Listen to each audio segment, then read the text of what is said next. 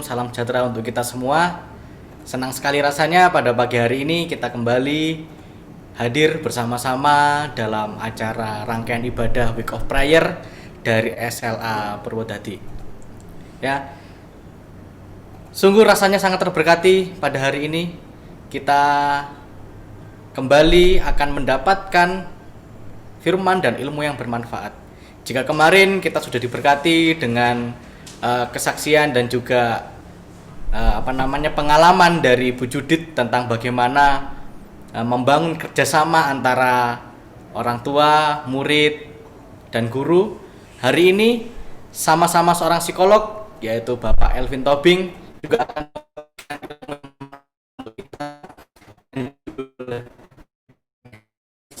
namun sebelum itu semua, mari kita berdoa dalam hati kita masing-masing.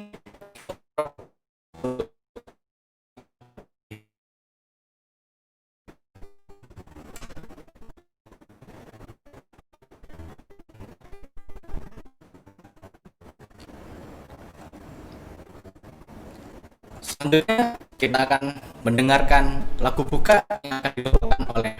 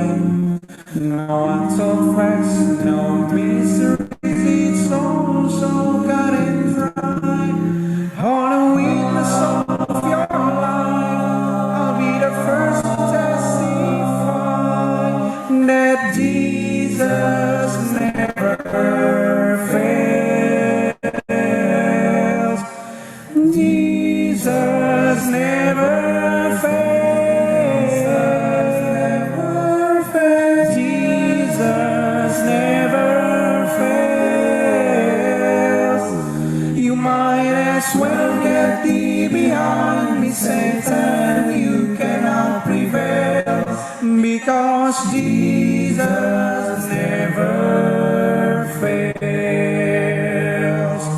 Jesus never fails.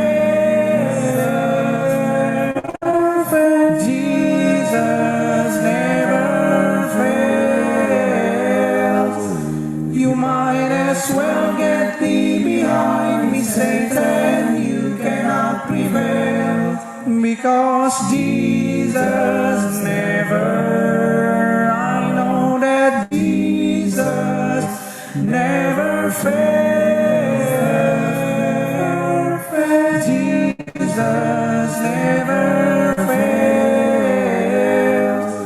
You might as well get thee behind me, Satan. You cannot prevail. Because Jesus never fails. Oh, my Jesus never fails. Never fails.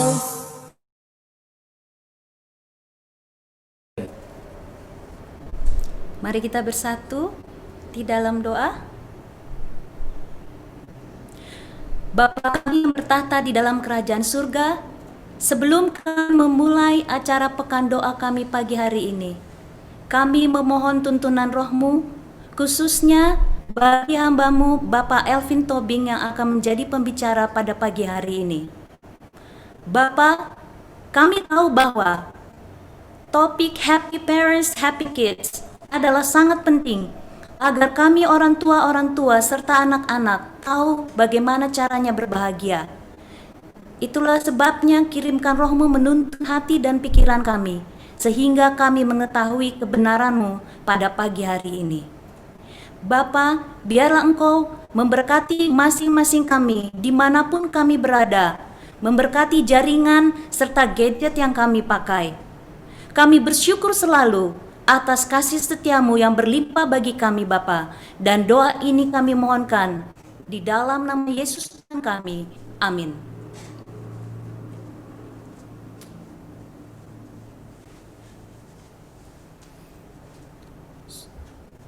Sebelum kita mendengarkan penjelasan dari Bapak Elvin Tobing, mari kita nyanyikan lagu kita, yaitu Jesus Love Me.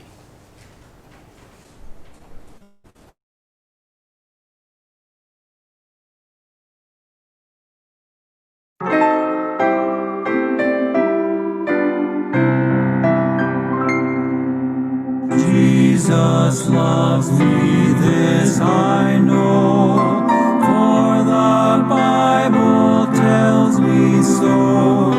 Little ones to Him belong, they are weak, but He is strong.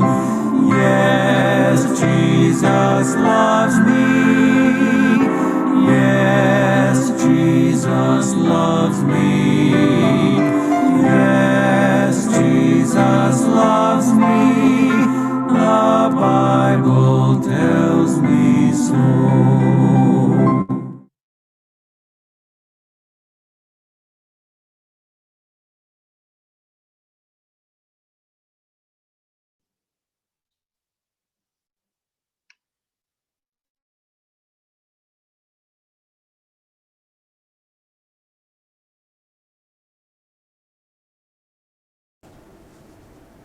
Mari kita siapkan hati dan pikiran kita untuk fokus. Kita akan mendengarkan satu penjelasan dari Bapak Elvin Tobing tentang Happy Parent, Happy Kids.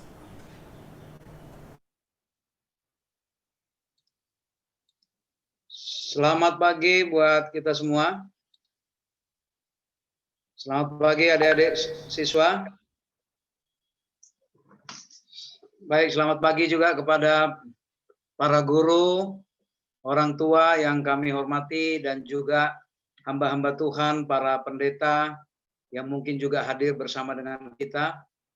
Kiranya Tuhan berkati kita ketika kita melaksanakan Week of Prayer sepanjang minggu ini. Terima kasih untuk sebuah kesempatan yang disampaikan oleh sebuah sekolah, salah satu sekolah terbaik di lingkungan organisasi kita di Gereja Advent, yaitu SLA Purwodadi. Ya, saya sendiri dari dulu sering mendengar sekolah ini, namun tidak punya kesempatan bisa sekolah ke sini. Ya, adik-adik beruntung bisa sekolah ke sebuah sekolah yang sangat baik, dibimbing oleh guru-guru yang luar biasa. Sekedar perkenalan singkat mungkin bagi yang belum kenal, tapi mungkin sebagian sudah ada yang kenal, karena tahun lalu saya juga pernah mengisi sebuah sesi untuk anak-anak yang murid baru saat itu. Ya, perkenalkan saya Elvin Tobing, saya tinggal di Bekasi, Jakarta. Saya sendiri, seperti yang disampaikan tadi, latar belakang seorang psikolog, alumni dari Universitas Gadjah Mada, dan sekarang ini saya memang banyak aktif memberikan seminar-seminar parenting dan juga mengenai edukasi baik di lingkungan gereja kita maupun di luar lingkungan gereja kita. Baik, kita akan gunakan waktu yang singkat ini karena nanti jam 9 saya juga sudah harus ngajar di perusahaan yang lain ya. Jadi semoga cukup waktu. Saya lihat jam 8:10 ya, kayaknya masih cukup ini waktu. Sabar ya adik-adik. Gimana adik-adik perasaannya selama sekolah online? Gimana Lawrence Tarigan? Ini ibu guru atau anak sekolah ya? Suka salah-salah karena online tidak bisa bedakan ini yang mana murid, yang mana orang tua gitu ya. Atau mungkin saya tanya, Kenu, kelas 7 Kenu. Gimana deh perasaannya sekolah online? Kenu, mana? Udah hilang orangnya. Aprilen, kelas 10 IPA 2. Gimana perasaannya Aprilen, kelas online? Sekolah online gimana? Aprilen? Apakah di-set untuk tidak bisa ini? Di-set untuk tidak bisa bicara kan masing-masing di mute ya oleh host. Oke, baiklah, saya tidak bisa. Gimana Aprilen? Gimana perasaannya sekolah online? Sepi, Pak. Sepi. Iya. Lebih enak mana? Sekolah offline, datang ke asrama atau sekolah di rumah? Offline. Lebih enak offline ya. Yeah. Punya waktu banyak juga sama teman-teman ya. Di rumah ternyata orang tua nggak lebih sabar dari guru ya. Ya. Sama aja. Takut ngaku daripada dimarahin. Oke adik-adik ya, kita coba ngobrol. Saya tidak sempat ikut kemarin seminar yang disampaikan oleh saudari Judith. Semoga tidak redundant, tidak berulang ya saya. Jadi karena dari awal saya sampaikan begitu saya lihat judul dari saudari Judith, ini saya khawatir nanti ada irisan ini dengan materi yang akan saya sampaikan. Ya, tapi kalaupun ada irisan, ya anggap saja itu memperdalam ya, memperdalam. Kalau semoga tidak terlalu banyak irisan materinya ya, tapi semoga saja memperdalam atau mungkin kami sesama psikolog bisa saja memandang dari sudut pandang yang lain ya, karena teori psikologi juga sangat banyak. Baiklah kalau begitu izinkan saya sedikit untuk menyampaikan untuk share materi kita ya. Oke.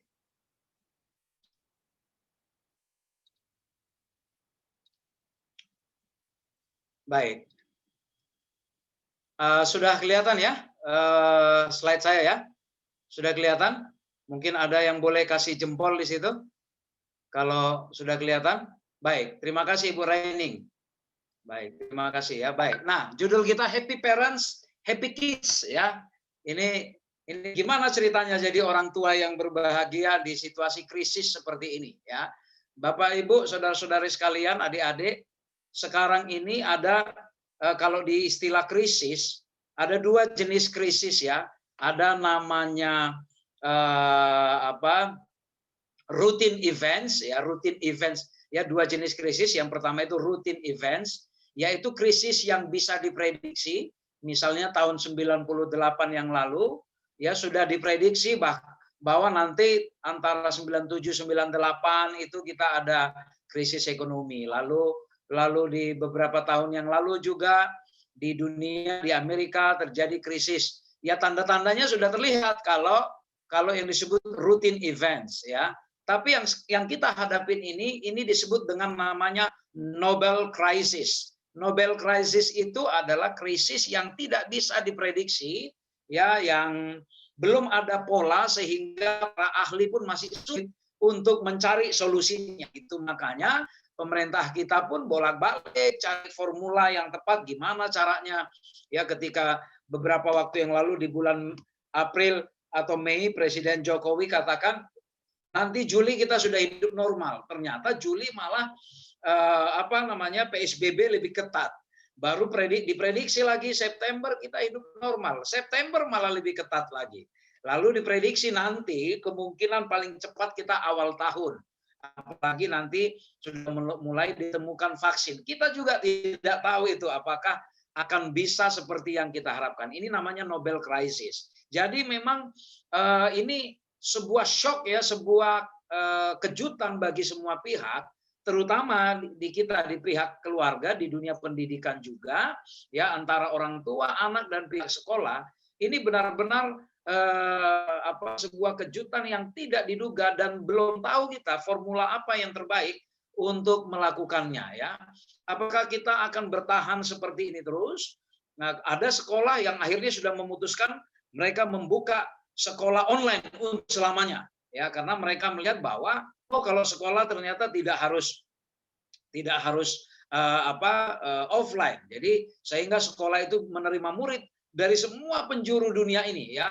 Terserah mau dia belajar dari Aceh, mau dia belajar dari Inggris, terserah ya. Yang pasti dia harus mengikuti kurikulum yang sudah dibuat sekolah itu. Nah, memang ya COVID-19 ini benar-benar merubah wajah dunia kita. Semua perubahan selalu membawa ketidaknyamanan kan ya kepada para orang tua. Sekali lagi semua perubahan selalu membawa ketidaknyamanan ya. Tidak ada perubahan, mau perubahan yang baik pun itu selalu membawa ketidaknyamanan. Saya coba ajak kita ya sekedar membuktikan bahwa perubahan sekecil apapun membuat kita tidak nyaman. Coba ikutin cara saya, tolong digenggam tangan. Tolong digenggam masing-masing tangan kita. Digenggam, oke, semua sudah menggenggam tangan. Perhatikan jempol tangan mana yang di atas. Perhatikan ya, jempol tangan mana yang di atas. Mungkin ada yang di kiri, mungkin ada yang di kanan ya. Oke, perhatikan masing-masing dan diingat kiri atau kanan. Sekarang kita buka, lalu digenggam lagi, tetapi caranya beda. Kalau tadi jempol kiri yang di atas, sekarang ganti jadi jempol kanan yang di atas. Kalau tadi kanan di atas, kiri di bawah. Enak nggak? Nggak enak kan? Ya, nggak enak ya? Dan nggak bisa cepat ya? Nggak bisa cepat. Memang perubahan sekecil apapun membuat kita tidak nyaman ya. Salah satu contoh lagi. Coba kita berpangku tangan seperti ini. Kita berpangku tangan. Oke, kita berpangku tangan. Ya, perhatikan tangan yang mana yang di atas. Ya, kiri atau kanan ya. Tangan yang mana yang di atas, kiri atau kanan. Oke. Sekarang buka, lipat lagi tangan, tapi lakukan dengan cara yang berbeda. Enak nggak? Coba lakukan dengan cara yang berbeda. Enak nggak? Tidak enak ya. Adik-adik, para orang tua yang terhormat, para pemimpin di Selapur dan juga hamba-hamba Tuhan, para gembala, sekecil apapun perubahan memang tidak nyaman ya. Kalian yang jadi ketua OSIS ini misalnya membuat perubahan di program OSISnya, itu banyak yang nyinyir itu, nyanyi, alah apa sih ini, gitu ya. Di gereja kan juga begitu toh. Di gereja ketika pendeta Saransong membuat perbaikan misalnya, wah itu nggak semua menerima itu, alah apa ini, ganti pendeta, ganti pemimpin, ganti program, ada yang ngomong begitu ya.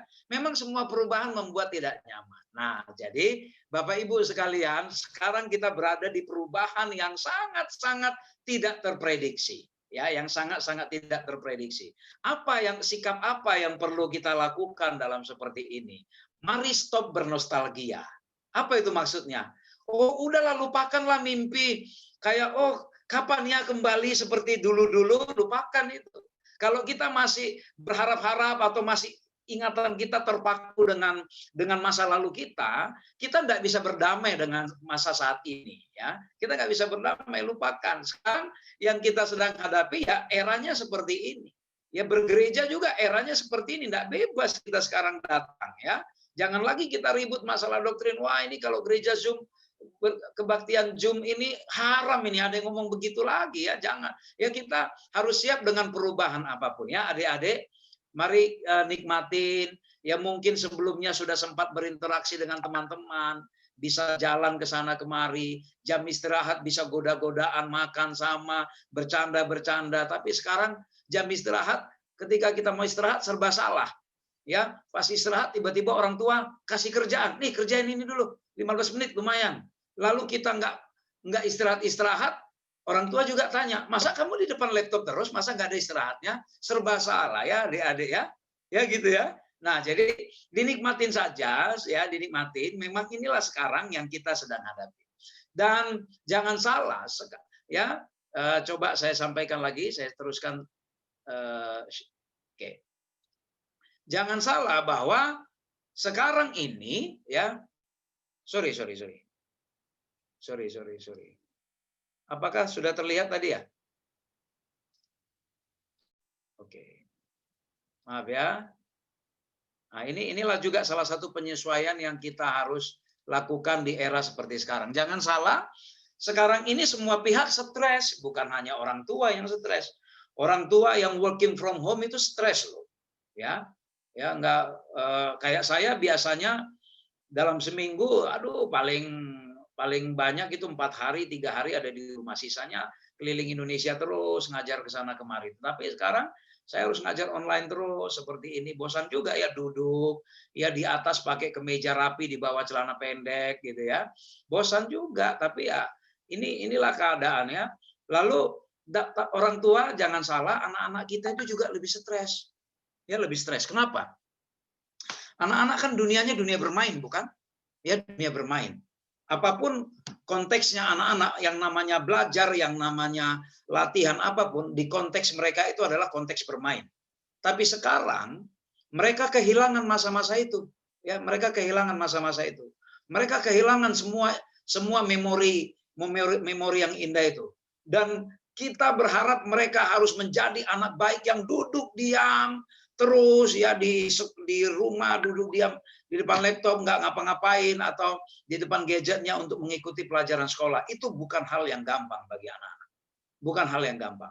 Konsentrasi anak-anak, ya, konsentrasi anak-anak itu paling lama, kalau anak TK, anak SD paling lama 7 menit, bukan? Konsentrasi untuk melihat sesuatu dalam waktu yang cukup konstan itu 7 menit. Ke SMP, naik ke SMA itu paling 15 menit. Ya itu makanya khotbah atau cerita anak-anak jangan lebih dari 15 menit. Lebih dari 15 menit, kalau nggak ada alat peraga, mata sudah kemana-mana itu anak-anak. Kita orang tua 30 menit. Rata-rata khotbah kalau lebih dari 30 menit, kalau pengkhotbahnya tidak bisa menguasai audiens, itu anggota sudah mulai resah itu ya. Sudah mulai resah. Nah sekarang mereka berjam-jam harus duduk terus. Nggak bisa saling menggoda teman. Biasanya kan ya anak-anak saling menggoda teman, bisik-bisik itu adalah suatu dinamika dalam sekolah. Ya, tapi sekarang nggak bisa. Mereka harus duduk diam mungkin di kamarnya atau di mejanya. Belum lagi nanti tiba-tiba ada jeritan adiknya yang nangis, belum lagi ada tamu datang atau paket bilang begitu ya sekarang. Nah, itu bukan hal yang mudah bagi anak-anak. Mereka kehilangan waktu masa emas mereka untuk bermain. Mau main keluar nggak boleh kan? Nggak boleh. Sekarang kita tidak membebaskan semua. Tetapi kita perlu ingat bahwa sebenarnya tujuan kita belajar itu tidak berubah, ya. Tujuan kita belajar, adik-adik, para orang tua, kalaupun situasi kita berbeda sekarang, tujuan kita belajar itu masih belum berubah. Tujuan belajar yaitu learning is changing. Belajar berarti harus ada perubahan. Kalau orang belajar tidak ada perubahan, berarti gagal itu ya. Gagal itu proses belajarnya. Nah, sekarang yang berubah adalah hanya di masalah cara kita belajar ya. Hanya di masalah cara kita belajar. Oleh karena itu, yang tadinya cara kita belajar offline sekarang menjadi online, tentu kita harus merubah mindset kita, merubah pola pikir kita. Ya, merubah pola pikir kita. Sekali lagi tadi saya katakan, jangan kita asik bernostalgia dengan membayangkan berharap kembali lagi situasi normal seperti dulu. Kita tidak tahu ke depan mau seperti apa, bukan jangan-jangan kita akan rutin hidup dengan masker kita ya kemana-mana, rutin kita akan tidak bisa bersalaman lagi, ya tidak akan bisa cipika-cipiki dengan orang yang dekat dengan kita, bisa saja akan seperti itu ya. Cara kita belajar, cara kita memandang sebuah persoalan saja sekarang yang perlu kita rubah. Ada sebuah ungkapan psikologi mengatakan bahwa semua situasi itu adalah netral. Persepsi kita kok yang membuat tidak netral gitu ya. Semua situasi adalah netral, persepsi kita yang membuat tidak netral. Apa maksudnya? Ya, jadi sekarang ini contoh, sekarang kita sudah berubah ke dalam situasi seperti ini. Ini sebenarnya sebuah situasi netral, ya. Tetapi ketika kita mempersepsi tidak netral, maka ini kita sebutlah menjadi tidak netral. Itu makanya ada istilah baru sekarang new normal, ya kan? Semua situasi sebenarnya normal. Persepsi kita yang membuat tidak normal. Mengapa tidak normal? Karena kita sudah terbiasa dengan sebuah kenormalan di model yang lama, model yang dulu. Itu makanya disebut sekarang new normal. Jadi semua situasi adalah netral. Persepsi kita yang membuat tidak netral. Nah sekarang sekali lagi saya tekankan, mari kita merubah persepsi kita. Mari kita tata ulang mindset kita. Mari kita perbaikin ya cara pandang kita terhadap situasi yang kita hadapin saat ini. Sekali lagi saya tekankan, jangan kita asik bernostalgia dengan masa lalu. Kita terimalah sekarang supaya kita bisa segera berprestasi. Tadi saya katakan, tujuan pendidikan itu tidak berubah. Tujuan pendidikan tidak berubah, cara belajarnya saja. Apa tujuan pendidikan yang kalau menurut Alkitabiah? Tujuan pendidikan itu harusnya ya semua pendidikan terutama di sekolah kita. Ingat ini kepada para guru, kita para orang tua, ketika kita memberangkatkan anak-anak kita ke sekolah, jangan lupa tujuan pendidikan, tujuan mengantarkan anak kita ke sekolah bukan supaya dia nanti punya pekerjaan yang hebat, punya posisi yang bagus di perusahaan atau punya bisnis yang hebat. Bukan. Ya, kalau mau seperti itu, bukan sekolah tempatnya. Ya, bukan sekolah, langsung bisnis saja disuruh.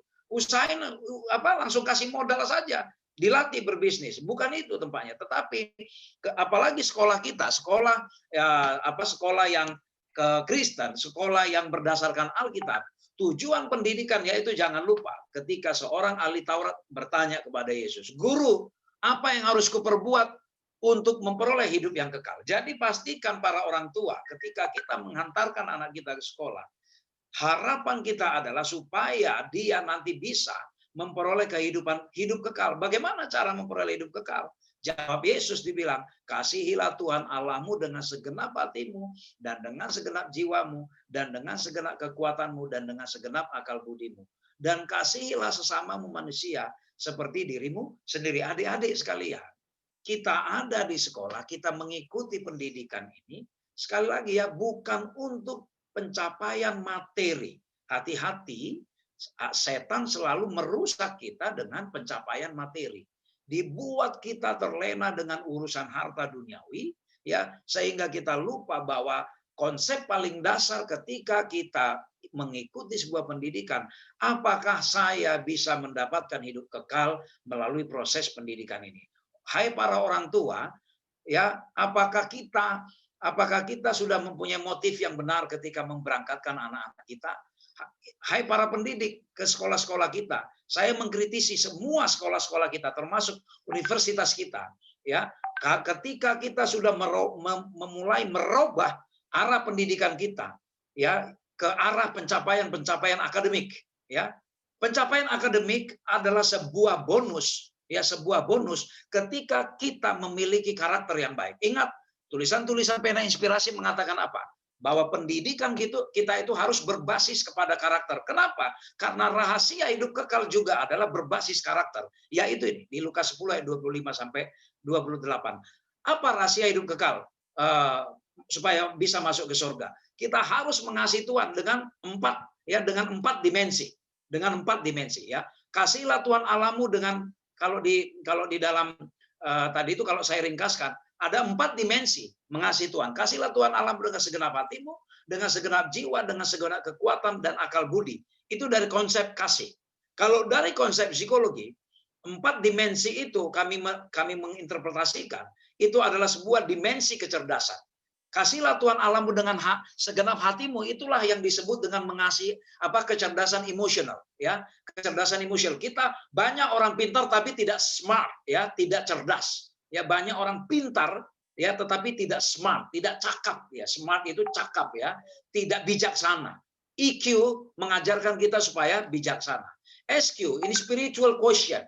Kasihlah dengan segenap jiwamu, ya, jiwa. Ini spiritual. Bagaimana sebuah spirit, sebuah roh terhubung dengan Tuhan, ya, itu ya, terhubung dengan Tuhan. Lalu dengan kekuatanmu, physical quotient, ya, lihat, kita Gereja Advent salah satu denominasi yang paling concern terhadap masalah kesehatan, yang paling concern ya terhadap kesehatan. Dan dengan segenap akal budimu, inilah yang disebut AQ itu, ya, AQ. Hai para orang tua, para guru, ya, mari kita melihat ini secara menyeluruh, ya, secara menyeluruh.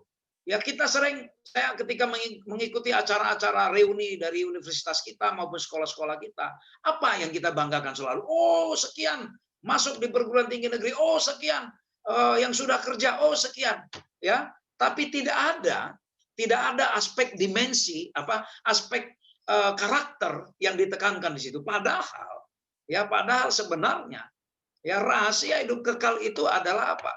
Ke karakter. Ini saya buktikan.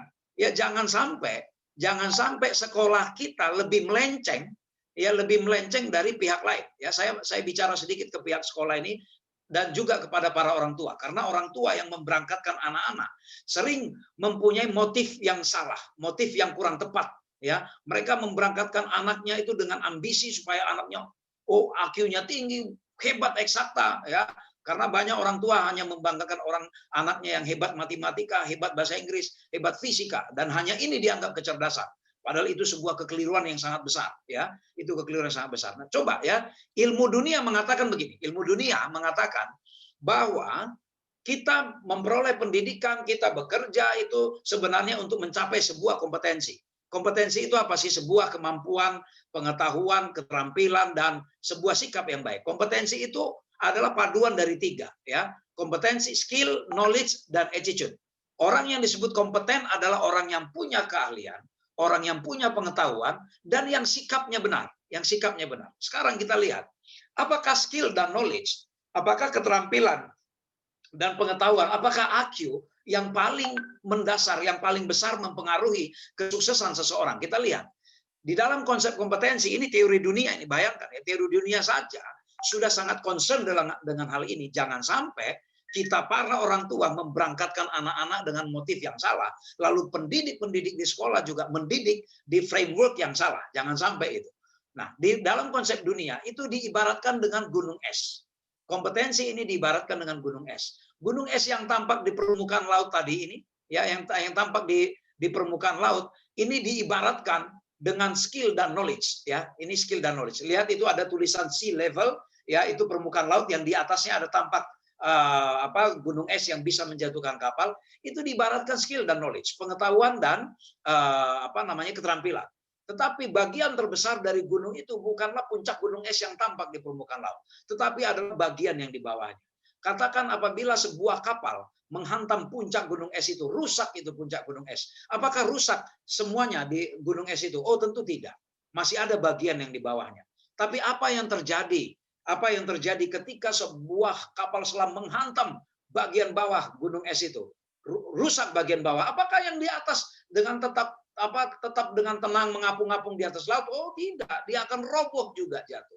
Bapak Ibu, para orang tua, para pendidik, adik-adik, ya, ingat, sehebat apapun skill dan knowledge kita, sehebat apapun prestasi kalian adik-adik di sekolah, secara ilmu pengetahuan, keterampilan, ya, sehebat apapun, ketika adik-adik punya karakter, attitude, sikap mental yang buruk, itu semua roboh, ya.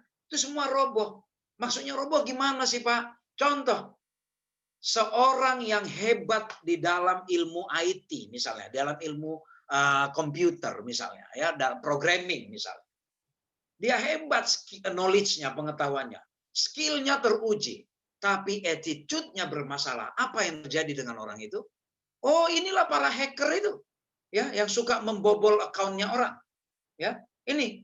Nah, jadi adik-adik sekalian, para orang tua, mari kita, ya, kepada para pendidik juga. Mari kita kembali luruskan konsep pendidikan kita ini.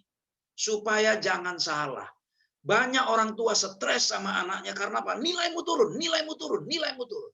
Ya. Tapi ketika anaknya berperilaku baik, orang tua tidak pernah kasih pujian apapun. Itu dianggap hal yang biasa. Padahal perilaku, attitude, karakter itu adalah yang paling mendasar, ya, bagi anak-anak kita. Hai para guru, boleh kita bercerita, oh Selapur hebat, lulusannya tertinggi di Jawa Timur ini itu. Tapi pertanyaan paling mendasar, apakah anak-anak kita, apakah lulusan, apakah sekolah kita menghasilkan anak-anak yang berattitude yang baik? Hai para orang tua, kita boleh menyekolahkan anak kita kemana saja. Pertanyaan, apakah anak-anak kita memiliki karakter yang terbaik? Karakter seperti yang tadi, karakter yang bisa menerobos pintu gerbang sorga. Apa tulisan Pena Inspirasi mengatakan? Saya tidak sempat kutip di sini. Bukan uang atau tanah atau jabatan, tetapi karakter seperti Kristuslah yang membukakan apa? Pintu gerbang surga. Bukan pencapaian intelek dan pengetahuan, tetapi kelemah lembutan dan kerendahan hati. Itu tulisan Ellen G. White jelas mengatakan. Para orang tua, saya mau mengajak kita. Hai adik-adik, ya, boleh belajar yang rajin. Ya, saya tidak bilang jangan belajar yang rajin, bukan. Belajar tetap tekun, tapi kenapa kita perlu ada week of prayer ini? Supaya attitude kita terbentuk. Learning is changing tadi ya. Adik-adik kalau nggak ada perubahan setelah week of prayer ini, kita bebal dong berarti. Ya, keras kepala dong ya. Kepala batu dong kita. Dan kita kalau tidak berubah karakter kita, nggak mungkin kita bisa menjadi penghuni surga. Pintar pun kita, mau nilai 9, 10, 9, 10, semua skor pencapaian di pelajaran kita. Kalau attitude kita bermasalah, nggak ada guna adik-adik ya. Para orang tua, bersedihlah kita ketika anak-anak kita hanya untuk antri makan saja di gereja, ketika gereja normal mereka tidak bisa. Ketika mereka di rumah ada sapu jatuh gitu ya, mereka langkain nggak dirapin, itu menangislah kita, berkabunglah kita. Nggak usah bangga karena mereka hebat bahasa Inggris, hebat matematika, nggak usah bangga sampai ke sana, tapi berkabunglah kita ketika anak-anak kita itu ya tidak punya kepekaan terhadap lingkungannya, terhadap apa yang baik yang harusnya dilakukan. Apa Pena Inspirasi katakan? Pekerjaan terpenting yang pernah dipercayakan kepada manusia adalah pembentukan tabiat. Judul Happy Parents, Happy Kids. Hai para orang tua, hai adik-adik, hai para guru semua, dan hamba-hamba Tuhan yang saya hormati, yang saya segani di sini. Kita diingatkan kembali, profesi paling penting adalah semua profesi yang berkaitan dengan pembentukan tabiat. Profesi apa itu? Sebagai orang tua, ibu rumah tangga. Itu profesi yang paling penting yang pernah dipercaya. Karena apa? Karena kepada ibu rumah tangga dipercayakan ya sebuah pekerjaan yang pentingnya itu apa? Pembentukan tabiat anak-anaknya. Kepada para bapak sebagai kepala keluarga dipercayakan kepada kita sebuah profesi paling penting. Kita boleh punya bisnis yang hebat, kita boleh punya posisi yang hebat, tapi jangan salah. Ya, jangan salah. Profesi yang membukakan pintu gerbang sorga adalah profesi pembentukan tabiat. Jangan main-main dengan hal ini. Adik-adik, jangan main-main dengan masalah pembentukan tabiat. Ya, ketika mendapat nasihat yang baik, walaupun yang menasihati adalah rampok sekalipun, dengarkan nasihatnya, karena itu membentuk tabiatmu. Ketika kamu melihat ada temanmu yang jahat, ya belajar kamu dari kejahatan orang lain. Ya belajar. Ketika kita melihat betapa susahnya orang lain berjuang untuk hidupnya, untuk menghidupi, untuk bisa sekolah saja, belajar dari hal itu. Karena itu adalah proses pembentukan tabiat. Kepada kita para orang tua, kadangkala kita sering mengatakan tidak ada waktu, alasan sibuk. Ini alasan dan kendala para orang tua dewasa ini. Sibuk ya. Sibuk ya, pokoknya sibuk. Kenyataan sekarang banyak anak terlantar tapi orang tuanya sebenarnya masih lengkap. Anak jadi yatim piatu tanda petik, padahal orang tua masih lengkap. Ya, anak yatim piatu. Tapi padahal orang tuanya masih lengkap. Kenapa? Banyak anak yang tidak terperhatikan oleh orang tua. Ya, banyak yang tidak terperhatikan. Jarang bicara dengan anak, jarang mendengar curhatan anak. Lebih banyak apa? Malah lebih banyak menasehati. Ay, para orang tua, anak-anak kita ini, apalagi anak-anak ABG, paling tidak senang dinasehatin, paling tidak senang. Ya, semakin banyak nasihat, semakin memberontak. Semakin banyak ceramah, lihat ya, semakin banyak ceramah, semakin memberontak dalam hatinya. Lihat itu. Ya, semakin banyak ceramah, semakin memberontak. Tapi ya nanti lalu harus seperti apa? Nanti kita bahas. Ya banyak orang tua, banyak anak sekarang apa? Dikatakan punya orang tua lengkap tapi seolah-olah seperti yatim piatu. Banyak mengaku ya kita tidak punya waktu sama anak-anak tapi kita masih punya banyak waktu untuk hal-hal berikut ini ya. Yang mau nonton, yang mau selfie-selfiean, yang mau upload di foto-foto di medsos, ya apakah di Facebook, di Instagram, di mana saja ya, di medsos-medsos. Tidak punya waktu ngobrol sama anak, tapi kita punya waktu banyak untuk membalas chattingan teman-teman yang hanya ngobrol nggak menentu, sebenarnya hanya untuk gembira-gembira begitu saja, tapi kita lupa anak kita membutuhkan waktu untuk ngobrol-ngobrol dengan kita. Mengenal anak sangat berhubungan dengan komunikasi yang terbuka. Dengan cara apa? Orang tua menjadi sahabat anak-anak. Jadi cara terbaik kepada anak-anak bukanlah banyak ceramah, ya, tetapi apa? Menjadi sahabat. Ketika kita menjadi sahabat kepada anak-anak kita, mudah. Namanya pun as a friend. Ya, kalau kita sahabat itu enak mau ngomong apapun ya. Ketika kita akrab, ya akrab dengan mereka itu jauh lebih gampang. Ya, jauh lebih gampang dibandingkan kita banyak menceramahi ya, dalam hatinya. Udah belum? Kalau udah ya udah. Nah, gitu ya. Begitu kan kadang-kala kan kita orang tua kita ceramain dia. Ya kita nasihatin. Dia diam aja. Kamu diam aja. Ya. Diajak bicara diam. Giliran anak kita menjawab, mulut menjawab-jawab. Nah, anak-anak serba salah. Ya, kita lagi ceramah dia diam, dia orang tua bilang kita tidak dihargai, anak-anak bicara dibilang melawan gitu ya. Nah ini akhirnya apa? Anak-anak memilih diam aja ya dah pokoknya selesai aja deh omongan ini ya gitu ya. Nah orang tua kita harus hati-hati, banyak saingan kita untuk mendapatkan hati anak-anak ya. Apa itu? Gadget ya. Adik-adik ya, ini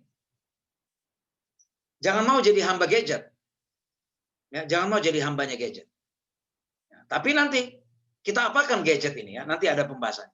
Pertanyaan para orang tua sekarang ini, Pak, ini yang pertanyaan yang masih banyak yang diajukan ke saya, Pak, gimana Pak supaya anak-anak kami ini tidak mengutamakan gadget, Pak, terutama HP ini, ya dibandingkan belajar atau mungkin apa kayak kerjaan yang lain di rumah, gimana Pak ya? Atau ada lagi yang bilang, Pak, gimana sih kalau guru-guru, gimana supaya anak-anak sekarang mau mendengar orang tua atau guru dibanding HP-nya, nah, gitu ya.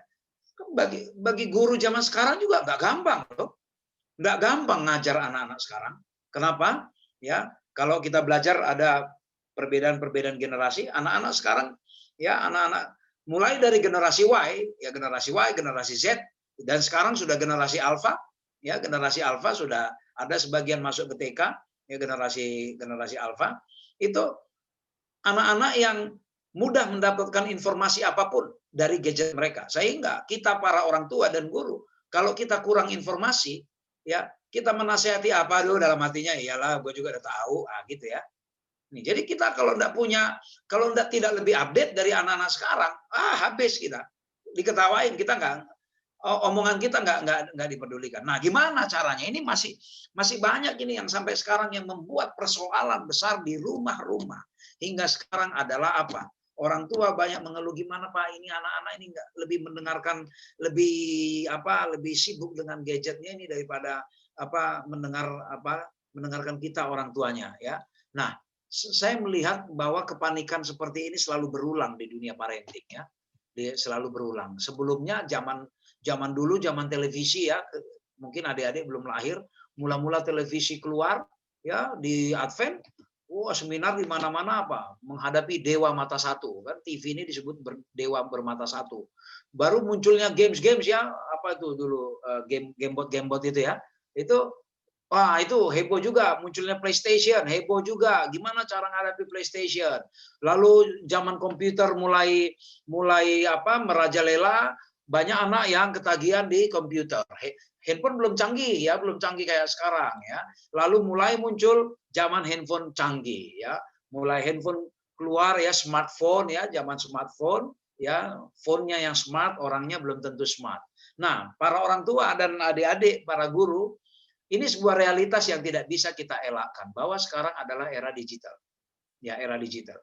Tidak bisa kita singkirkan digital ini. Yang dibutuhkan dari kita adalah apakah kita mau beradaptasi atau mau menolak, ya, mau beradaptasi atau menolak. Kalau kita menolak perkembangan dunia digital ini, samalah dengan beberapa zaman dulu beberapa kita orang Advent menolak keberadaan televisi, tapi lama-lama menyerah juga dia. Karena apa? Ketinggalan informasi apapun, ya, ketinggalan informasi apapun. Nah sekarang ya, mau bagaimana kita menolak keberadaan dunia digital? Apa-apa semua digitalisasi, dan memang arah penggenapan nubuatan nanti arah ke sana ya, digitalisasi. Yang sering menjadi persoalan adalah antara orang tua dengan anak. Persoalan yang sering terjadi adalah karena adanya generation gap ya, gap perbedaan generasi. Ya, perbedaan generasi. Apa itu perbedaan generasi? Nah, zamannya Pendeta Albert Sarainsong, dulu mungkin katakanlah saya tidak tahu, mungkin kelahiran 50-an atau 60-an pendeta, lalu kita merasa bahwa ya saya kelahiran 70-an awal, kita merasa bahwa zaman kita itu zaman terbaik. Zaman saya dulu adalah zaman terbaik. Karena apa? Saya dulu paling segan, paling takut sama orang tua. Kalau orang tua bilang A, itu pasti saya turut. Ya, pasti saya turut. Sebagai contoh saja, sebagai contoh. Ya, saya dulu setelah kuliah di Jogja, saya baru mau makan rempela ati ya, rempela ayam itu. Karena dulu waktu kecil, kalau saya mau makan itu, orang tua saya, terutama bapak saya, mengindoktrinasi saya. Ampela itu jangan, nggak baik untuk anak-anak. Itu untuk orang tua. Dan saya percaya bahwa itu sabda. Saya percaya bahwa itu sabda dari orang tua saya dulu. Dan saya tidak mau makan itu sampai lulus SMA. Ternyata setelah saya di kuliah di Jogja, saya coba makan. Enak rupanya ati ampela. Ya enak ati ampela. Usut punya usut. Coba kita ngomong sekarang ke anak-anak. Anak-anak tidak baik untuk makan ati ampela. Anak-anak sekarang akan bilang apa ke kita? Orang tua. Pak, dalam hitungan nggak nyampe 5 menit, dia buka handphonenya. Pak, dia bilang, itu ati ampela itu jeruan, Pak. Tidak baik orang tua makan jeruan. Itu justru bagus untuk anak-anak. Karena itu untuk obat tambah darah. Nah, coba kalau kita lakukan seperti itu dulu, kita dianggap pembangkang. Kita dianggap pembangkang. Nah, mengapa terjadi persoalan kadang tidak klop antara orang tua dengan anak, menjadi tidak happy parents dan happy kids? Yang jadi apa? Jadi stres, kedua-duanya stres. Orang tua stres, anak juga stres. Orang tua stres karena anak tidak mendengarkan nasihatnya. Anak stres karena orang tuanya kok ceramah terus. Nah, ini ya. Kenapa? Nggak klop. Kenapa? Karena masing-masing membanggakan generasinya. Konsep hidup, ya sebuah teori psikologi mengatakan begini. Kalau kita mau berdamai dengan kondisi saat ini, supaya hidup kita bisa nyaman, kita tidak banyak konflik dengan keadaan sekarang ini, hiduplah dengan konsep apa namanya? Here and now. Di sini dan sekarang. Apa itu di sini dan sekarang?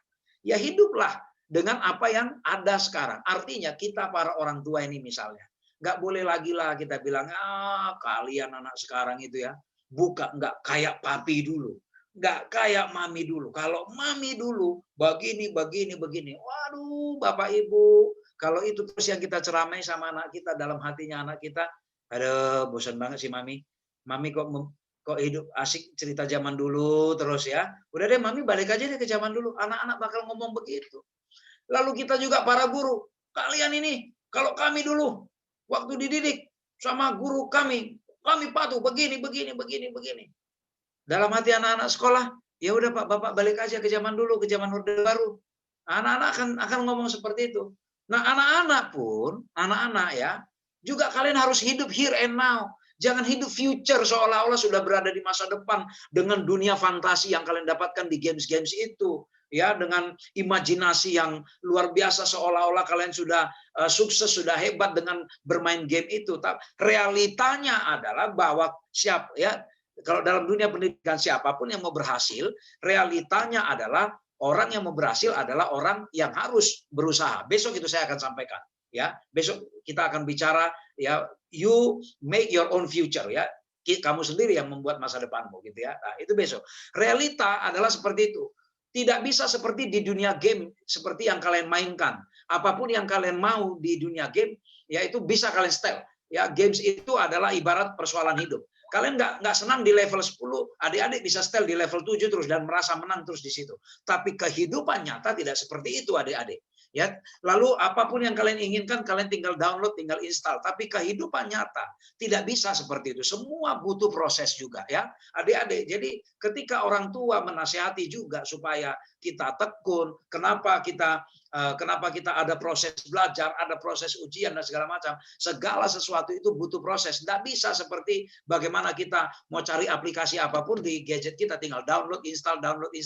Ya, tidak bisa seperti itu.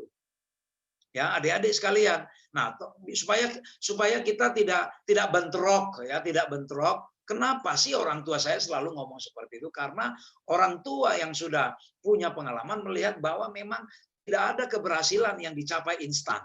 Kalau yang dicapai instan itu datangnya dari setan palingnya kan. Ya datang aja ke Gunung Kawi sana kasih sesajen. Itu bisa tercapai instan. Tidak bisa seinstan kita mendownload atau menginstal apapun aplikasi yang kita inginkan. Itulah persoalan bagi adik-adik di generasi Z dan generasi Alpha saat ini. Di mana ketika kita terbiasa mendapatkan apapun secara mudah. Misalnya ya, kalau zaman di generasi X dulu, saya generasi X. Kalau saya mau punya mobil-mobilan, saya harus ambil mungkin batang pohon, saya gergaji, saya bentuk, saya bikinkan rodanya, butuh waktu 1-2 hari untuk membentuknya. Berbeda dengan adik-adik sekarang, mau balapan mobil merek apa, mau merek Ferrari, mau merek apapun, tinggal download, ambil games, mau atur kecepatan berapa, bisa. Seolah-olah kita berada di kecepatan itu, padahal tidak. Dunia nyatanya, we are going nowhere. Kita nggak pergi kemana-mana kok, kita di situ aja. Nah, itu adik-adik ya, jangan hidup dengan alam mimpi yang future yang kita belum tahu seperti apa. Hiduplah juga here and now, di sini dan sekarang. Kita para orang tua juga jangan juga asik kita membanggakan terus prestasi kita masa lalu. Ya, ini pelajaran yang bisa luas kita aplikasikan di gereja-gereja juga. Ya, para pionir-pionir gereja, senior-senior, jangan asik terus orang-orang pendatang di gereja ini begini-begini. Kalau kami dulu para pendiri, sudahlah ya, prestasi kita masa lalu itu adalah baik ketika itu diukur di masa lalu. Ya, saya sering bilang orang yang selalu membanggakan prestasi di masa lalu kemungkinan besar dia tidak punya sesuatu yang dibanggakan saat ini. Jadi jangan sampai anak-anak kita juga mengatakan itu kepada kita. Kalian juga adik-adik, jangan sampai orang tua mengatakan hidupmu hanya bermimpi. Ya, hidupmu hanya bermimpi. Jangan termakan dengan segala fantasi yang ada di permainan itu. Memang teknologi itu sekali lagi selalu menjadi sebagai pedang bermata dua, karena teknologi itu adalah alat, sama seperti uang, bukan? Itu juga adalah alat. Teknologi bisa membantu, bisa merusak, ya. Teknologi bisa membantu, bisa merusak. Yang penting adalah bagaimana pengetahuan, kunci kita menyikapi teknologi sebagai alat, yaitu apa? Orang tua dan anak harus punya pengetahuan yang sama, mengatakan bahwa yang namanya alat, kita harus tahu bagaimana cara menggunakan. Kedua, apa manfaatnya dan cara mengendalikannya, dan apa potensi bahayanya. Kalau kita tidak mengenali ini, tidak menyadari ini, prinsipnya hanya dua, kita yang diperalat atau kita yang diperalatnya. Sama, teknologi ini bukan hanya bahaya bagi anak-anak, bagi orang tua juga bahaya. Anak-anak, persoalannya adalah kecanduan games, permainan, baru tontonan-tontonan yang mungkin belum pada umurnya. Tapi orang tua pun berbahaya, teknologi ini juga berbahaya kalau tidak bisa kita memperalat dia. Apa bahayanya? Ya, menyebar hoax. Siapa sih yang tukang menyebar hoax? Orang tua, bukan? Menyebar fitnah siapa sih? Orang-orang dewasa kan yang bisa menyebar, yang biasanya menyebarkan informasi-informasi fitnah maupun hoax. Nah, jadi jangan kita memandang bahwa teknologi ini hanya berbahaya bagi anak-anak. Bagi orang tua juga banyak bahayanya. Perselingkuhan orang tua juga banyak terjadi di dunia diawali dari komunikasi di medsos. Kalau kita tidak bisa memperalat medsos, gadget, kita yang akan diperalat. Nah, jadi prinsipnya seperti itu ya para orang tua. Mari kita samakan persepsi. Tidak bisa lagi kita menghalangi ini. Tetapi yang penting mari kita bersepakat. Ya, mari kita bersepakat. Jadi pertanyaan adalah bagaimana caranya supaya anak-anak kita produktif. dari gadget kita itu yang penting. Jadi bukan gimana supaya anak-anak kita ini tidak tidak pegang handphone ya, bukan, tapi bagaimana supaya mereka produktif dengan gadget mereka masing-masing. Nah, jika ingin anak kita tidak tergantung handphone, ya orang tua harus lebih dulu menunjukkan apa? Teladan. Kita juga harus atur waktu. Jangan kita orang tua minta nggak boleh anak-anak begini, tapi sementara kita melarang nggak boleh ketergantungan gadget, saat itu juga tangan kita lagi pegang gadget terus. Ya, fairness, adil. Ya, fitur apa yang boleh sama-sama kita download di situ? Ya, fair aja orang tua sama anak-anak. Hadirlah dalam kehidupan anak-anak, ya. Hadir dalam artian apa? Ya, ketika anak-anak tidak main gadget, kita juga jangan sibuk dengan dunianya kita. Ya, kita atur bermain bersama dengan mereka ya. Jangan kita sibuk sendiri dengan hobi, dengan hangout kemana-mana atau dengan profesi kita. Banyak orang tua yang mengatakan mengagungkan pekerjaannya dengan dia bilang saya juga kerja keras untuk menghidupin kalian kok anak-anak. Jangan salah. Anak-anak juga tidak butuh kok sebenarnya yang seperti itu, yang hebat-hebat sampai harus meninggalkan waktu untuk mereka. Mereka juga butuh kehadiran kita. Kalau sampai mereka tidak terbuka lagi kepada kita orang tua, terutama kepada ibu, berarti peran kita ada yang salah di situ ya. Jangan sibuk kita dengan bisnis kita, bisnis Tupperware lah, dengan bisnis kutus-kutus kita lebih perhatian ke sini. Anak-anak kita tidak lebih berharga dari bisnis Tupperware dan kutus-kutus kita. Apa nasihat Pena Inspirasi mengatakan orang tua harus menjadi teladan dalam pengendalian diri. Kalau mau anak kita tidak tergantung gadget, ya kita juga harus bisa mengendalikan diri dalam hal ketergantungan gadget. Sediakan waktu untuk anak-anak ya. Waspadalah agar engkau tidak bersikap kasar terhadap anak-anakmu. Dengan kekasaran engkau bisa merusak seluruh hidup mereka. Hati-hatilah para ibu, jangan sekali-kali memarahi. Oleh karena hal ini tidak akan pernah menolong. Nah, ini statement yang harus hati-hati ya. Loh, kok nggak boleh memarahi? Jangan salah ya. Sebenarnya kalau kita sampai marah, ya kalau kita sampai marah, berarti ada cara yang tidak efektif yang kita buat mendidik anak. Sebenarnya kok dikatakan sih karena hal ini apa? Memarahi. Karena memarahi tidak akan pernah menolong. Kalau penelitian psikologi mengatakan apa? Sekali kita bentak anak kita, berapa sih urat saraf yang putus dari anak-anak? Sekian belas ribu. Ya, sekian belas ribu. Dan hanya menanamkan traumatis saja kepada anak-anak, bukan? Nah, tapi artinya ketika kita sampai harus kasar, harus sampai marah, berarti ada sesuatu yang kita tidak bisa jadi teladan di depan anak-anak. Itu yang harus kita simpul, yang kita harus lihat ya. Sayang waktu kita singkat, saya tidak bisa bahas banyak di situ ya. Saya harus masuk kepada kesimpulan. Sekarang perenungan bagi kita orang tua dan anak ya. Bagi kita para orang tua dan anak. Anak-anak ya, adik-adik harus mau terima didikan dari orang tua. Kenapa? Karena bahayanya gini. Kasih yang sejati tidak bersifat memanjakan. Hati-hati adik-adik. Kalau kalian dimanjakan, apa-apa diturutin, apa-apa dilayanin, mau makan aja diambilin, mau pakai baju aja tinggal ngambil pun harusnya tapi diambilin. Lalu sepatu sedikit rusak, mau beli sepatu dibeliin. Handphone bosan sedikit beli. Hati-hati ya. Kasih yang sejati tidak bersifat memanjakan. Hati-hati. Kalau kalian dimanjakan, jangan nikmatin itu. Itu bahaya adik-adik. Bahaya. Bilang ke orang tua. Bilang ke orang tua, saya jangan dimanjain. Ya, bilang ke orang tua. Makin dimanjakan mereka, maka akan lebih sulit diatur. Kalian akan menjadi orang, adik-adik akan menjadi orang yang tidak terkendali besarnya nanti ketika kita terbiasa dimanjakan. Apapun maunya diturutin, apapun permintaannya harus. Hati-hati adik-adik ya. Jangan nikmati. Besok saya membahas hati-hati dengan kenyamanan ya, hati-hati dengan kenyamanan. Ya para orang tua yang baik bukanlah orang tua yang menyediakan semua kebutuhan anaknya. Tetapi orang tua yang baik adalah orang tua yang menyediakan skill kehidupan bagi anak-anaknya. Apa itu skill kehidupan maksudnya? Bukan ikan yang disediakan, tapi alat pancing. Ya, alat pancing. Ya, alat pancing yang disediakan. Jadi ketika dia nanti menghadapi kesulitan hidup, anak kita itu sudah punya alat pancingnya untuk mencari ikannya. Bukan ikannya terus disediakan. Ketika kita tidak bisa menyediakan ikan, bingung dia nanti mau ngapain, mau dari mana ya dia hidup. Nah, banyak anak-anak ya yang hidup dimanjakan, hidup bersama opa oma, dididik dengan manja. Opa oma adalah pendidik yang baik buat anak, tapi sering menjadi pendidik yang buruk bagi cucu-cucunya. Kalian yang didik dengan opa-oma, hati-hati ya. Jangan karena dimarahin orang tuanya langsung lari ke opanya atau ke omanya cari pembelaan. Nggak boleh deh ya, nggak boleh. Nggak senang di rumah orang tua langsung pergi ke rumah opa-omanya ya. Nginap beberapa hari situ dimanja-manjain puas, baru habis itu baru balik ke rumah. Nggak boleh seperti itu. Kalian akan menuai nanti itu sendiri ya.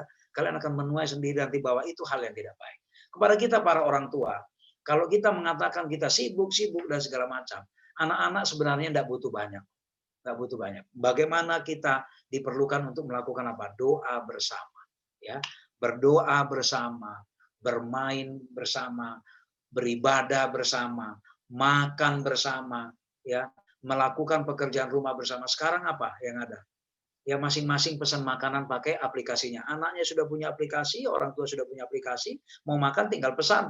Masing-masing di handphonenya sudah disediakan saldo. Tinggal pesan. Apakah ada suasana makan bersama untuk berbagi perasaan, untuk berdoa bersama, bersyukur, untuk melihat, mengobservasi perilaku anak-anak ketika makan. Kalau anak-anak makan sedikit, diambil banyak makan, tapi dimakan sedikit, disisain begitu. Apakah ada kesempatan bagi kita memberi pelajaran ke anak-anak?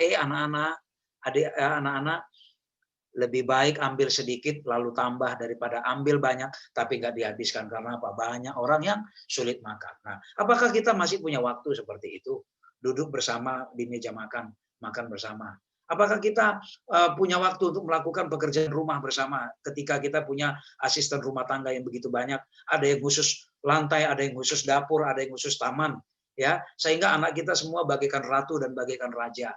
Kita juga orang tua sibuk dengan dunia kita masing-masing. Apakah kita masih punya waktu seperti itu? Punyakah kita waktu bercanda bersama, ya, bercanda gurau, ya, humor-humor? Punyakah kita waktu rekreasi bersama? Kalaupun kita punya waktu rekreasi bersama, banyak rekreasi keluarga dilakukan. Tetapi ketika mereka melakukan rekreasi keluarga, masing-masing masih sibuk dengan gadgetnya. Apa tulisan Ellen G. White mengatakan apa?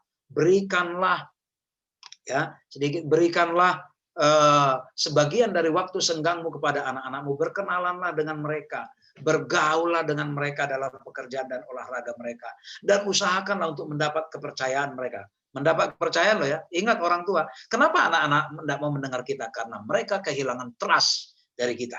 Ya, kehilangan trust. Peliharalah persahabatan dengan mereka. Terutama anakmu laki-laki. Kenapa? Karena anak laki-laki nanti yang menjadi kepala rumah tangga. Ya, terutama anakmu laki-laki. Ya, adik-adik, ya para siswa yang laki-laki di sini, sekali lagi ya, be a man, be a man. Tahu maksudnya be a man? Ya, sama seperti nasihat Paulus kepada Timotius. Jadilah laki-laki. Ya, jadilah laki-laki, be a man. Ya, jangan menjadi anak yang apa-apa ditolong. Kenapa? Karena kita nanti pemimpin di rumah tangga. Kita yang harus menjadi penolong bagi semua seisi rumah tangga kita. Be a man ya, adik-adik ya. Biasa. Jadi kalau kalian dikasih tugas sama orang tua, ya jangan mengeluh. Kalau tidak punya tugas dari orang tua, cari tugas sendiri. Kerjakan ya. Kalau misalnya kita tinggal dengan nenek atau dengan opa kita di rumah, mereka memanjakan, jangan mau, diambilkan nasi kita, jangan ambil sendiri, ya, ambil sendiri. Prinsipnya adik-adik, selagi bisa lakukan sendiri. Mintalah pertolongan orang lain ketika memang kita tidak bisa lagi melakukan itu, ya. Besok kita akan sambung lebih dalam masalah itu ya. Lalu kepada kita para orang tua, jadilah teman, be a friend. Be a friend, be a coach. Apa itu be a coach? Ya, sayang satu waktu kalau kita punya sesi yang baik, saya akan ajarkan coaching, counseling, dan mentoring. Bagus sekali untuk orang tua. Be a coach. Coach itu tidak banyak menasihati. Tapi coach itu adalah memfasilitasi bagaimana anak supaya mengeluarkan potensi terbaiknya. Bukan yang banyak adalah sering orang tua menasihati, buat begini, bikin begini. Ketika anak melakukan cara B, enggak, begini aja buat. Nah, akhirnya apa? Anak-anak tidak merasa nyaman dengan cara itu. Karena apa? Karena itu bukan cara pilihan dia. Orang tua maunya dengan caranya dia dulu. Nah, gitu ya. Dan jadilah teladan. Ini ya kepada orang tua. Kepada murid, kepada anak-anak semua murid ya, pahami keadaan orang tua. Apa maksudnya? Pahaminlah kami keadaan orang tua. Kami juga dididik di masa lalu dengan cara yang berbeda. Jadi kalau ketika kami punya cara yang lain, tolong jangan langsung membuat permusuhan. Coba lihat saja bahwa maksud kami baik. Tapi mungkin kadangkala cara kami tidak cocok dengan kalian adik-adik. Berkomunikasi saja baik-baik. Kita juga para orang tua. Kasih kesempatan anak-anak untuk berargumentasi. Ya, kasih anak-anak untuk berpendapat. Jangan kita anggap bahwa argumentasi berpendapat itu adalah sebuah pemberontakan. Itu adalah sebuah membangun suasana keterbukaan di dalam rumah. Lalu kerjasamalah adik-adik dengan orang tua ya. Kerjasama, jangan biarkan orang tuamu sendiri sibuk ngepel nyapu rumah dan segala, kamu tenang-tenang duduk-duduk di situ ya dengan alasan bersembunyi. Oh ada tugas, ada ini. Hati-hati adik-adik ya. Ya, perhatikan orang yang sibuk. Orang yang sibuk adalah orang yang lebih berprestasi dibandingkan orang yang tidak sibuk. Ya, kerjasamalah dengan orang tua.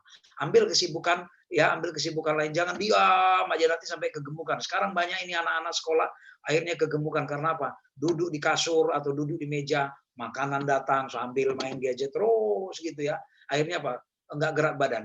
Ambil kesibukan lain supaya badan kita juga sehat ya. Dan hati-hati dengan kenyamanan di dunia maya. Apa itu? Hati-hati dengan nyamannya kamu chatting. Banyak orang hebat di dunia maya, tapi di dunia nyata bertemu sama orang aja enggak berani ngomong. Tapi kalau komen di dunia maya, luar biasa komennya. Tapi di dunia nyata enggak. Ya hati-hati adik-adik, jangan kelamaan dengan gadget. Berbaur dengan adiknya, dengan abangnya atau kakaknya, atau dengan orang tua. Kalau memang memungkinkan di lingkungannya bermain dengan teman tetangga ya, tetap jaga jarak, pakai masker. Bermain ya. Hati-hati dengan kenyamanan di dunia maya. Nanti akan membuat kita kaget dengan realita ketika antara dunia maya dengan dunia realita tidak seperti yang kita pikirkan. Lalu kesimpulan terakhir, ini terakhir, lalu saya nanti akan permisi langsung ya. Kesimpulan terakhir, pendidikan dimulai di dalam rumah tangga. Jadi para orang tua saya mau sampaikan, memang kita mengantar anak-anak kita ke sekolah. Tapi ingat, pendidikan sekolahnya pertama bukanlah di sekolah formal ya. Disinilah sekolahnya yang pertama. Di mana? Yaitu di rumah. Apa artinya? Pena Inspirasi jelas mengatakan, yang paling bertanggung jawab terhadap pendidikan anak itu bukan guru di sekolah, bukan guru sekolah sahabat anak-anak di gereja, bukan diakon-diakones, bukan ketua jemaatnya, bukan pendetanya, tetapi masing-masing orang tua. Kepada adik-adik juga, segala pendisiplinan yang dibuat oleh orang tua di rumah, itu adalah sekolah yang termahal. Ya, sekolah yang termahal, sekolah pertama yang kalian harus jalani. Itu makanya kalau Pena Inspirasi mengatakan apa? 6 tahun pertama anak-anak itu seharusnya taat rumah dulu. Taat rumah apa artinya? Tidak direkomendasikan anak-anak sebelum 6 tahun dididik di luar rumah. Ya, tidak direkomendasikan. Makanya sekolah-sekolah kita sekarang kembali ke konsep 7 tahun. Karena apa? 6 tahun pertama itu harusnya taat rumah. Kalau anak-anak sudah taat rumah, ketika dia dilepas dari rumah, dia relatif akan lebih survive, akan lebih matang ketika dia berhadapan dengan dunia luar yang berbeda dari yang dia alami di rumah. Anak-anak TK ketika kita sekolahkan TK pulang ke rumah tiba-tiba dia ngomong jorok, ngomong kotor. Karena apa? Dia belum punya filter. Tetapi ketika anak-anak yang sudah 6 tahun pertama kita didik, dia dapatin ngomongan jorok di luar, dia sudah bisa nasihatin orang lain. Atau bahkan dia bawa ke rumah, dia datang kasih laporan, "Ma, tadi teman saya ada yang ngomong begini." Ya, itu kan tidak baik kan, Maya. Itu anak-anak yang sudah lulus 6 tahun taat rumah. Jadi kepada para orang tua, mari kembali kita sadarin yang tadi, kembali lagi ke poin yang pertama. Pendidikan rumah adalah sekolah kita yang pertama. Sekolah yang benar adalah sekolah yang menghantarkan anak-anak kita kepada rahasia hidup kekal. Bukan kepada bagaimana supaya anak umur 3 tahun cepat-cepat bisa belajar bahasa Inggris, menghitung 1 sampai 100. Ya, bukan bagaimana supaya cepat matematika dan segala macam. Bukan itu tujuan. Itu adalah bonus. Ketika kita mengasihi Tuhan, maka Tuhan akan memperlengkapi kita dengan kecerdasan intelijensi. Tapi sekolah kita yang pertama adalah di rumah. Apa bahayanya kalau kita tidak didik? Jikalau anak tidak dididik dengan benar di sini, apa dikatakan? Setan akan mendidiknya melalui alat-alat yang dipilihnya. Hati-hati, tadi saya sudah bicara alat. Kalau tidak kita didik dengan benar di rumah, maka setan menggunakan gadget itu sebagai alatnya setan untuk mendidik anak-anak kita. Gadgetnya tidak salah, tapi kita yang salah mempergunakan gadget itu. Kalau kita tidak didik dengan benar di rumah, ya, maka setan akan mendidiknya. Adik-adik, kalau kalian tidak mau dididik oleh orang tua di rumah, it's okay, fine. Itu pilihan kalian. Tapi jangan salah, hanya 2 pilihannya adik-adik. Kalau tidak mau dididik dengan baik di rumah, setan yang akan mendidik kalian. Pilih mana adik-adik?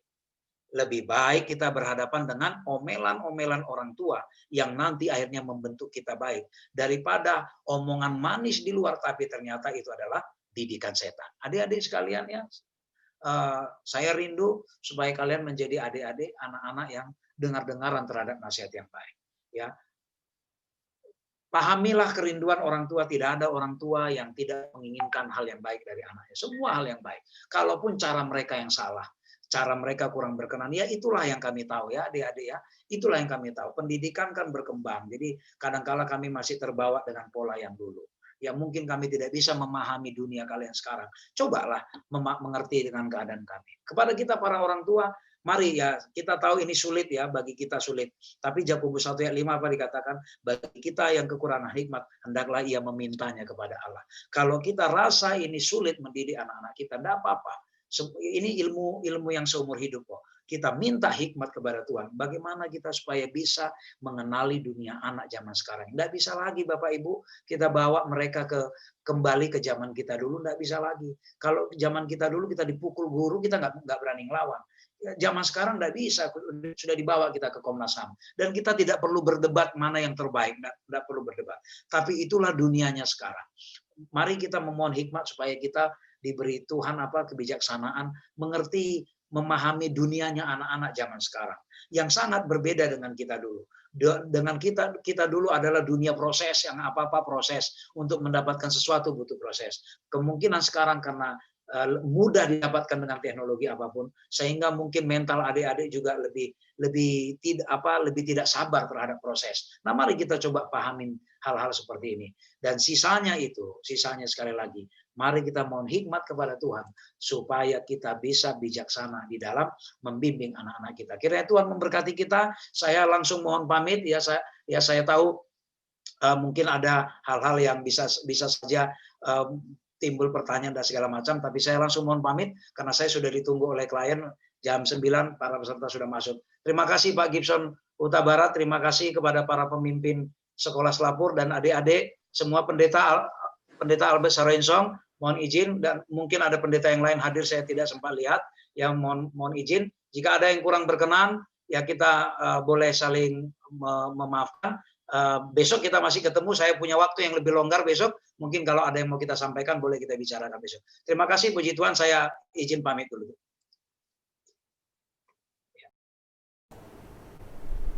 Kami ucapkan terima kasih kepada Bapak Elvin Tobing yang sudah memberikan materi yang sangat indah. Semoga kita di rumah maupun di sekolah, anak-anak, orang tua bisa mewujudkan situasi happy parent, happy kids. Selanjutnya kita akan berdoa tutup. Doa akan dilayangkan oleh Bapak Gibson Huta Barat.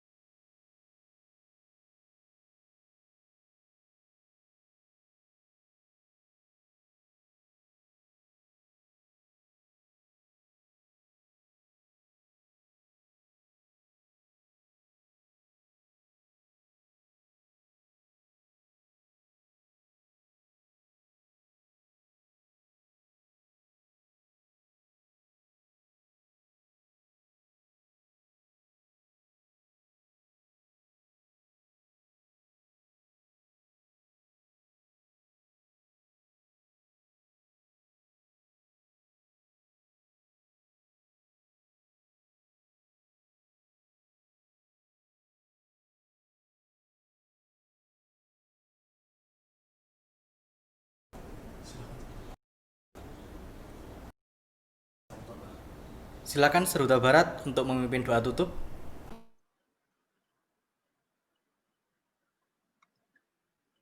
Mari kita berdoa.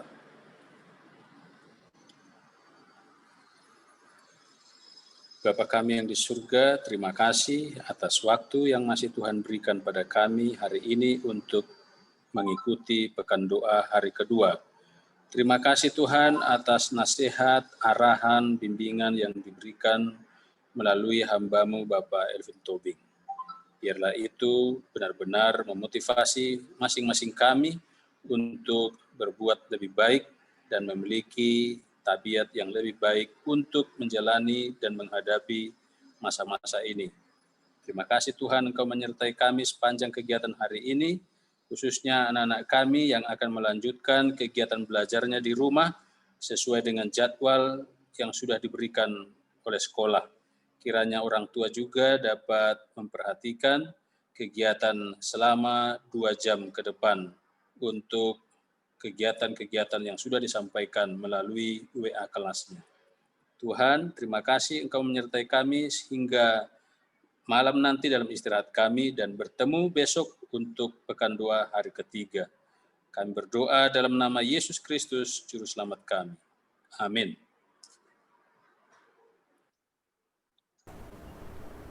Kami mengundang untuk orang tua untuk kembali hadir di Week of Prayer untuk besok. Pembicara masih tetap Bapak Elvin Tobing dengan judul You Make Your Future. Dan untuk siswa masih tetap wajib jangan lupa menggunakan kelas nama sebagai absensi agar guru-guru lebih mudah untuk mendata kalian. Kami ucapkan selamat pagi, Tuhan memberkati.